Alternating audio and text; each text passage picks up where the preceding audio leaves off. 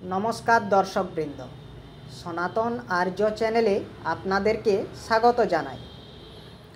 गतकाल आमरा अर्थात एर आगेर भिडियोते आमरा যতদূর অবধি महाभारत पढ़ेছিলাম এই ভিডিওতে তারপর থেকে আবার পড়া শুরু করব। অতএব চলুন সময় নষ্ট না করে শুরু করা যাক আজকের অধ্যায়। তো আজকে আমরা মহাভারতের যে চ্যাপ্টারটা সম্পর্কে পড়ব সেটা হচ্ছে ধৃতরাষ্ট্রের বিলাপ।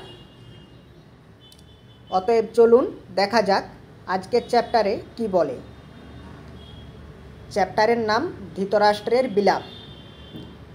ধৃতরাষ্ট্র বলছেন, যখন শুনিলাম অর্জুন ধনুর্গুণ আকর্ষণপূর্বক অসংখ্য রাজগণ সমক্ষে লক্ষ্যভেদ করিয়া তাহা ভূতলে পাতিত ও দ্রৌপদীকে বরণ করিয়াছে, তদবধি আমি জয়াশয় নিরাশ হইয়াছি।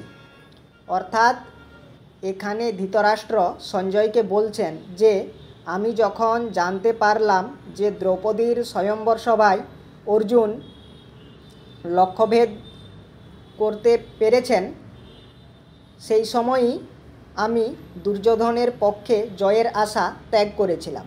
তিনি আরও বলছেন, যখন শুনিলাম অর্জুন দ্বারকায় সবিক্রম প্রভাবে সুভদ্রার পাণিগ্রহণ করিয়াছে, তথাপি বৃষ্ণিবংশ কৃষ্ণ বলরাম তাদৃশ্য ঘৃণিত ও নিন্দিত কর্মে উপেক্ষা করিয়া পরম সখ্যভাবে ইন্দ্রপ্রস্থে গমন করিয়াছেন, তদাবধি আমি জয়াশয় নিরাশ হইয়াছি। অর্থাৎ এখানে ধৃতরাষ্ট্র আবার বলছেন যে উনি যখন শুনলেন যে অর্জুন দ্বারকাতে সুভদ্রার পাণিগ্রহণ করেছেন এবং এতে স্বয়ং শ্রীকৃষ্ণ এবং বলরাম অর্জুনের উপর রাগ না করে পরম সখ্যভাবের সঙ্গে ইন্দ্রপ্রস্থে এসেছেন, এই খবর শুনেই ধৃতরাষ্ট্র দুর্যোধনের পক্ষে জয়ের আশা ত্যাগ করেছেন।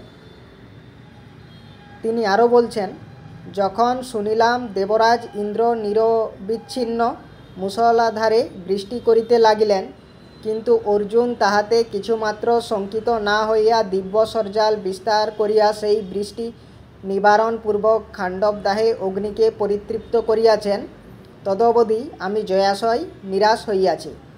অর্থাৎ এখানে ধৃতরাষ্ট্র বলছেন যে যখন উনি শুনলেন যে স্বয়ং দেবরাজ ইন্দ্র বৃষ্টি আটকানোর জন্য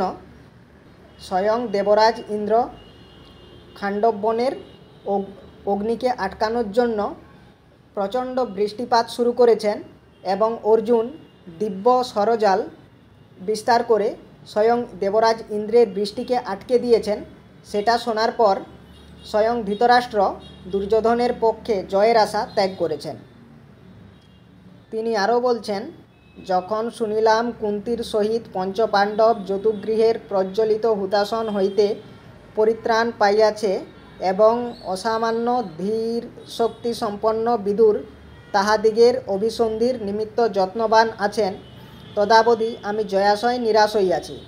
অর্থাৎ ধৃতরাষ্ট্র এখানে বলছেন যে যখন উনি এই খবর পেলেন যে যতুগৃহ থেকে পাণ্ডবেরা বেঁচে বেরিয়েছেন এবং স্বয়ং বিদুর পাণ্ডবদের সমর্থনে রয়েছেন, এই খবর শুনে ধৃতরাষ্ট্র দুর্যোধনের পক্ষে জয়ের আশা ত্যাগ করেছেন।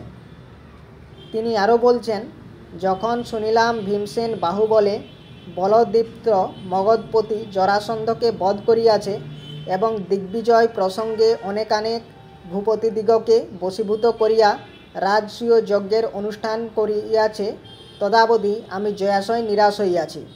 এখানে ধৃতরাষ্ট্র বলছেন যে যখন উনি শুনলেন ভীমসেন মগধের বলপরাক্রান্ত রাজা জরাসন্ধকে মল্লযুদ্ধে পরাজিত এবং বধ করেছেন এবং স্বয়ং অর্জুন সমগ্র ভারতবর্ষের সমস্ত প্রতাপশালী এবং বিক্রমশালী রাজাকে পরাজিত করে রাজসূয় যজ্ঞের অনুষ্ঠান প্রস্তুত করেছেন, এটা শুনে ধৃতরাষ্ট্র জয়ের আশা ত্যাগ করেছেন।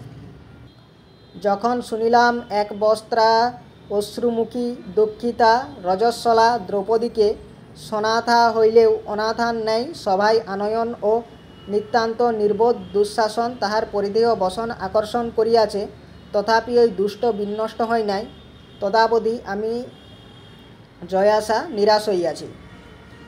এখানে ধৃতরাষ্ট্র বলছেন যে যখন উনি শুনলেন যে এক বস্ত্রা দ্রৌপদীকে দুঃশাসন জোরপূর্বক সবাই নিয়ে এসেছেন এবং তার বস্ত্র আকর্ষণ করেছেন, এটা শুনে ধৃতরাষ্ট্র দুর্যোধনের পক্ষে জয়ের আশা ত্যাগ করেছেন।